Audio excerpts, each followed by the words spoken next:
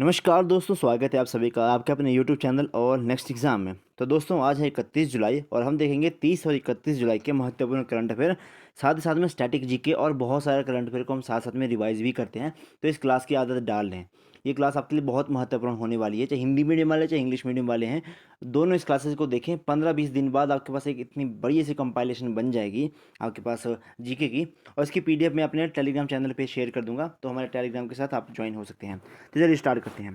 पहला क्वेश्चन आज का, हाल ही में वर्ल्ड सिटीज कल्चर फोरम में शामिल होने वाला पहला भारतीय शहर कौन सा है?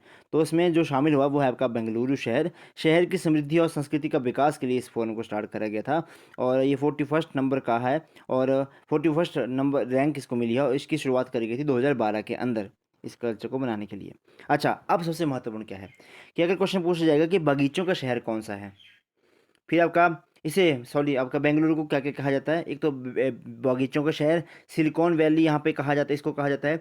इसरो का हेडक्वार्टर आपका बेंगलुरु के अंदर है, और स्टैचू ऑफ द प्रोस्पेरिटी है जिसमें कैंपेगौड़ा की आपकी मूर्ति है, ये भी आपका बेंगलुरु के अंदर ही स्थापित है। तो बेंगलुरु को हमने यहाँ पे डिस्कस कर लिया। साथ ही साथ हमें कुछ और क्वेश्चन डिस्कस करेंगे कि जैसे tree city of the world Mumbai को जानते हैं। World green city award Hyderabad ने जीता। हैदराबाद कौन सी नदी के किनारे है? तो मूसी नदी के किनारे बसा हुआ है। एससीओ की पहली सांस्कृतिक राजधानी कौन सी बनी है? Culture capital of the SCO, ये आपकी वाराणसी बनी है, बाबा विश्वनाथ की नगरी वाराणसी। एससीओ की स्थापना 1996 के अंदर हुई थी। इसमें 9 सदस्य हैं। हेडक्वार्टर इसका बीजिंग के अंदर है, और 2023 की अध्यक्षता इस बार भारत ने करी एससीओ की। G20 की अध्यक्षता भी इस बार भारत ही कर रहा है। तो बहुत महत्वपूर्ण हमने पहला क्वेश्चन डिस्कस किया। अगला प्रश्न आपका, हाल ही में किस अंतरराष्ट्रीय संस्थान ने अपनी रिपोर्ट में सभी स्कूलों में स्मार्टफोन पर प्रतिबंध लगाने का वैश्विक आग्रह किया है? बोल जी किसी भी स्कूल के अंदर कोई भी स्मार्टफोन यूज़ नहीं होगा। तो ये आग्रह किसके द्वारा करी, रिक्वेस्ट करी गई है यूनेस्को के द्वारा। अब यूनेस्को आपको पता है कि एजुकेशन के लिए काफ़ी महत्वपूर्ण काम करता है। इसकी स्थापना हुई थी 1945 में, और इसका हेडक्वार्टर पेरिस के अंदर है। भाई 3 क्वेश्चन हमने यहाँ से कवर कर लिए। वैश्विक शिक्षा निगरानी रिपोर्ट 2023 में इसका का शीर्षक क्या था? क्वेश्चन क्या आएगा कि जो आपका विश्व वैश्विक निगरानी रिपोर्ट थी 2023, उसका शीर्षक क्या था? तो सही था इसका टेक्नोलॉजी इन द एजुकेशन। इसको याद रखें, टेक्नोलॉजी इन द एजुकेशन इसका हेड का बोलते हेडिंग था। अच्छा, अगला प्रश्न बनता है, यूनेस्को विश्व धरोहर में भारत की कितने धरोहर हैं? UNESCO world heritage site Bharat के अंदर 40 हैं। 40 में जो बनी थी आपकी धौलावीरा बनी है, और 39 नंबर की बनी थी रामप्पा मंदिर। अगला प्रश्न देखेंगे, देखो, और ये 40 किस तरह से डिवाइड है? 32 है आपके पास सांस्कृतिक कल्चरल, 7 है आपके पास नेचुरल प्राकृतिक, और एक है आपकी मिश्रित तरह की, और मिश्रित है आपकी कंचनजंगा, जो कि प्राकृतिक श्रेणी में भी आता है और सांस्कृतिक श्रेणी में भी उसका योगदान है, इसलिए इसको मिक्स्ड कैटेगरी में रखा गया है। बहुत महत्वपूर्ण बन जाता है। ठीक है जी। चलो, विश्व की पहली लिविंग हेरिटेज जो आपकी कौन सा लिविंग हेरिटेज का दर्जा कौन सी किस विश्वविद्यालय को दिया गया? तो विश्व भारती विद्यालय को दिया गया था। रविंद्रनाथ टैगोर के द्वारा इसकी स्थापना करी गई थी कोलकाता के अंदर। इसको आपको याद रखना है। अगला प्रश्न है आपका, हाल ही में प्रधानमंत्री मोदी ने किस देश में 13वां संविधान संशोधन लागू करने का आग्रह किया? तो 13th अमेंडमेंट एक्ट लाने का आग्रह किया श्रीलंका के अंदर। अब श्रीलंका में जो राष्ट्रपति हैं वह श्री जयवर्धन पुरेकोटे, प्रधानमंत्री है दिनेश गुणवर्धने, सॉरी जो इसकी राजधानी है वो आपके जयवर्धन पुरेकोटे है, उल्टा बोल दिया मैंने। और राष्ट्रपति इस टाइम कौन है? रनील विक्रम सिंघे। इनमें भी मतलब बहुत ये तो जो आपका पहले क्या था, एक ही परिवार का यहाँ पे राज था। एक बड़ा भाई जो बना हुआ था राष्ट्रपति बना हुआ था, और छोटा भाई जो है वो प्रधानमंत्री बना हुआ था। तो इसमें बहुत सारे चेंजेस हुए थे लास्ट टाइम इसके ऊपर। अच्छा, अल्पसंख्यक जो हैं वो तमिल हैं श्रीलंका के अंदर बहुत ज़्यादा, और जो बहुसंख्यक में जो आपके सबसे ज़्यादा पॉपुलेशन पाई जाती है वो आपके सिंहलियों की पाई जाती है श्रीलंका के अंदर। एकात्मक सरकार है, और 1987 में राजीव गांधी और जयवर्धने ने इनके बीच में एक पैक्ट हुआ था, जिसमें तमिल को आधिकारिक भाषा बनाने का इसमें मांग करी गई थी। देखो, और फिर वहाँ पे एक संगठन पनपा था जिसका नाम था लेट्टे, जिसने अब क्या हो रहा था कि तमिलों को संरक्षण देने का बात करी जा रही थी, मतलब कुछ बात हुई थी लिट्टे वालों के साथ, और उसी कारण जो है वो राजीव गांधी की हत्या कर दी गई थी लिट्टे समुदाय के लोगों के साथ। तो ये आपका तमिल को अधिक अधिक भाषा बनाने के लिए थोड़ा सा अमेंडमेंट करने की बात करी गई है मोदी जी के द्वारा। वो चाहते हैं कि जो तमिल लोग हैं जो श्रीलंका के अंदर हैं उनको भी थोड़े बहुत राइट वहाँ पे दिए जाएं, क्योंकि वो पहली माइनॉरिटी है वहाँ पे। अच्छा, जो हम मतदान की आयु 21 से लेकर 18 वर्ष करी गई थी, तो हमारा इस 61वां संविधान संशोधन करा गया था। संपत्ति के अधिकार को मौलिक अधिकार से हटाकर जो आपका 44th अमेंडमेंट एक्ट आया था 1978 में, इसमें संपत्ति के कोई अधिकार को हटा दिया गया था।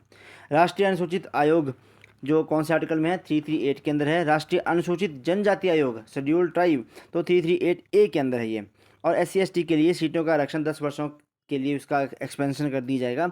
ये आपका 104वां संविधान संशोधन था, और इसी संविधान संशोधन में आपकी एंग्लो इंडियन की जो सीटें होती हैं उनको समाप्त कर दिया गया था। अगला प्रश्न, प्रतिवर्ष विश्व हेपेटाइटिस दिवस कब मनाया जाता है? तो 28 जुलाई को मनाया जाता है। और इस जो हेपेटाइटिस क्या होता है, देखो एक तो लीवर से संबंधित बीमारी है, तो लीवर में इसके कारण सूजन आ जाती है। थीम क्या है इस बार की? One life one liver. मानव शरीर की सबसे बड़ी ग्रंथि कौन है? ग्लैंड कौन है? तो लीवर है। मानव शरीर का सबसे बड़ा अंग कौन है? ऑर्गन कौन सा है? तो वो त्वचा है। शाही रोग किसको कहते हैं? हीमोफीलिया कहते हैं, जिसमें खून का थक्का नहीं जमता। शाही रोग क्यों कहते हैं? क्योंकि जो ब्रिटेन के महाराज जो पीढ़ी है उनको ये रोग फैला हुआ है, और ये आपका अनुवांशिकी रोग है। इन आपकी हेरिडिटी से आपका एक जनरेशन से दूसरी जनरेशन के बीच में आता है। शरीर को रासायनिक प्रयोगशाला, शरीर की रासायनिक प्रयोगशाला किसको कहा जाता है? लेबोरेटरी ऑफ द बॉडी, तो लीवर को ही कहा जाता है। पीलिया से कौन सा अंग प्रभावित होता है? जब आपको जॉन्डिस होता है तो आपको लीवर उससे ज़्यादा प्रभावित होता है। अगला प्रश्न, हाल ही में फीफा महिला फुटबॉल विश्व कप खेलने वाली सबसे कम उम्र की खिलाड़ी केसी फेयर का संबंध किस देश से है? क्वेश्चन आएगा केसी फेयर कहाँ है। एक तो फुटबॉल से संबंधित है, दक्षिण कोरिया से संबंध रखती हैं। 16 वर्ष 28 दिन की ये अभी तक हुई हैं ये। फीफा जो वर्ल्ड कप हुआ इस बार कतर दोहा के अंदर हुआ, जी विजेता इस बार मेसी की टीम आपकी अर्जेंटीना जीती, और उपविजेता रहा फ्रांस। शुभंकर इसका live golden boot award Mbappe को दिया गया, और गोल्डन बॉल का अवार्ड मेसी को दिया गया। अच्छा, आप कुछ देखते हैं कि कौन कौन सी लाइनें एक दूसरे को अलग करती हैं। क्वेश्चन आएगा कि 38 अक्षांश अभी 38 पैरेलल उत्तर कोरिया को दक्षिण कोरिया से अलग करती है। 49th पैरेलल USA को कनाडा से अलग करती है। अच्छा जी, संतोष ट्रॉफी और डोनाल्ड कप दोनों ही फुटबॉल से संबंधित है, दोनों भारत में खेले जाते हैं।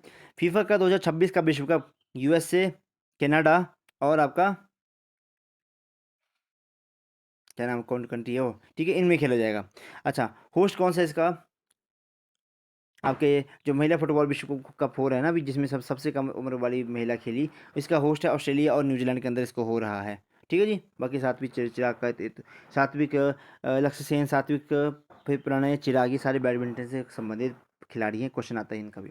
अगला प्रश्न आपका कि हाल ही में भारत के 83वें शतरंज ग्रैंड मास्टर कौन बने हैं? तो ये ग्रैंड मास्टर चेंज होते रहते हैं, तो ये क्वेश्चन बहुत बार बन जाते हैं। तो आदित्य सामंत 83rd नंबर के ग्रैंड मास्टर बने हैं। आई थिंक सबसे ज़्यादा ग्रैंड मास्टर आपके रशिया के हैं।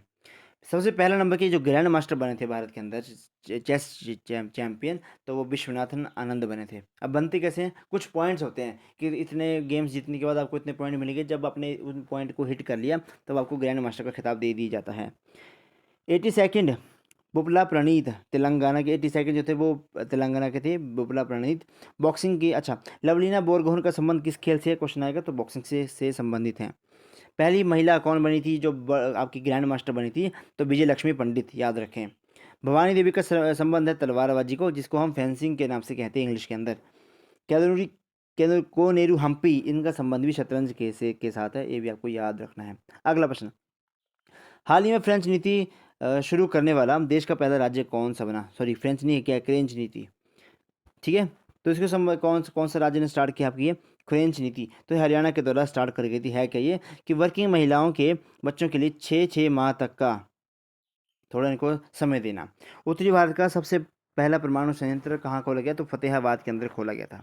राखी गढ़ी का संबंध किससे है? तो हड़प्पा का सबसे बड़ा संग्रहालय राखी गढ़ी से में खोला गया है। फरीदाबाद में आपका सूरज कुंड मेला लगता है। भाई ये क्वेश्चन बड़ी बार पूछा जाता है, सूरज कुंड मेला फरीदाबाद के अंदर लगता है। करनाल, जहाँ पे राष्ट्रीय डेयरी अनुसंधान संस्थान है, और इसी राष्ट्रीय डेयरी अनुसंधान संस्थान ने गिर नस्ल की गाय का पहला मादा क्लोन, और उस क्लोन का नाम रखा है इन्होंने गंगा, ऐसा रखा। ओके जी, याद रखें। अगला प्रश्न, हाल ही में G20 ऊर्जा परिवर्तन कार्य समूह की चौथी बैठक का आयोजन कहाँ करा गया? देखो जी, एक वीडियो में मुझे लगता है कि मुझे आपको G20 सारा ही करवाना पड़ेगा, क्योंकि G20 से क्वेश्चन बनेगा ही बनेगा आपके आने वाले सभी एग्जाम्स के अंदर। तो करवा देंगे जब इस G20 बैठेंगे खत्म होगी, या फिर कोई भी आपका एग्जाम होगा उससे पहले आपको G20 के बारे में सब कुछ रिवाइज करवा दी जाएगा। तो ये तो गोवा के अंदर हुई, और एससीओ की विदेश मंत्री की बैठक भी आपकी गोवा के अंदर हुई। पहली बैठक बेंगलुरु के अंदर हुई थी, सेकंड गांधीनगर, और थर्ड मुंबई, चौथी गोवा के अंदर। याद रखिए, याद रह सकता है। तो G20 का पर्यटन का तीसरी बैठक जम्मू एंड कश्मीर के अंदर हुई। G20 का सांस्कृतिक का तीसरी बैठक हम्पी के अंदर हुई। G20 की आपदा जोखिम जोखिम न्यूनीकरण की बैठक चेन्नई के अंदर। अलमाटी बांध कौन सी नदी के ऊपर है? कृष्णा नदी के ऊपर। एशिया की सबसे लंबी नदी यांग टीसी नदी है, याद रखें। संघाई शहर, अच्छा अगला अगला क्वेश्चन पहुंच गया, चलो अगले क्वेश्चन पढ़ लेते हैं पहले। हाल ही में राजस्थान के किस जिले में चंबा नदी के तट पर दुनिया का पहला हेरिटेज रिवर फ्रंट बनाया गया? तो इसका आंसर, सही आंसर है कोटा। ओके, अच्छा आप याद रखें कि सलाल, बगलिहार, ये दोनों चिनाब नदी के ऊपर बने हुए, चिनाब नदी के ऊपर बने हैं। दुलहस्ती भी चिनाब नदी के ऊपर बने हुए बांध हैं, और ये चिनाब नदी का जो वैदिक नाम है वो असिगिनी था। अलमाटी बांध कृष्णा नदी के ऊपर है। फिर शंघाई शहर जो यांगटीसी नदी के साथ में बसा हुआ शंघाई शहर, ये भी आपको याद रखना पड़ेगा। पुरुषनी नदी, रावी का नाम जो है वो पुरुषनी है, और झेलम का नाम बदिस्ता है आपका वेदों के अंदर, याद रखें। लास्ट क्वेश्चन आज का, हाल ही में चर्चा में रही SAUNI साउनी परियोजना का संबंध किस राज्य से है? तो ये गुजरात से संबंधित है। इसमें होगा क्या? सौराष्ट्र में 80 लाख लोगों को पेयजल और सिंचाई इसमें उपलब्ध करवाई जाएगी। भारत का पहला कौन सा है? देखो जी, भारत का पहला 24/7 सौर ऊर्जा संचालित काम जो कि सिर्फ सौर ऊर्जा से ही चलता है, याद रखें, क्वेश्चन पूछा जा सकता है। तो ये मोढेरा गुजरात के अंदर है। स्वदेशी, भारत का पहला स्वदेशी परमाणु संयंत्र काकरापार है, जो कि गुजरात में ही लगा था। रणजी ट्रॉफी का विजेता इस बार सौराष्ट्र रहा, और 36वां राष्ट्रीय खेल इस बार गुजरात के अंदर संपन्न हुए, और जो 37वें राष्ट्रीय खेल होंगे वो गोवा के अंदर होंगे। तो ये थी आज के हमारे महत्वपूर्ण प्रश्न। आई होप आपने सभी क्वेश्चन को आराम से देखा होगा, और इसकी PDF आपको हमारे टेलीग्राम चैनल या फिर व्हाट्सएप के ऊपर मिल जाएगी। तो आपका दिन शुभ रहे। धन्यवाद। जय हिंद, जय हिमाचल।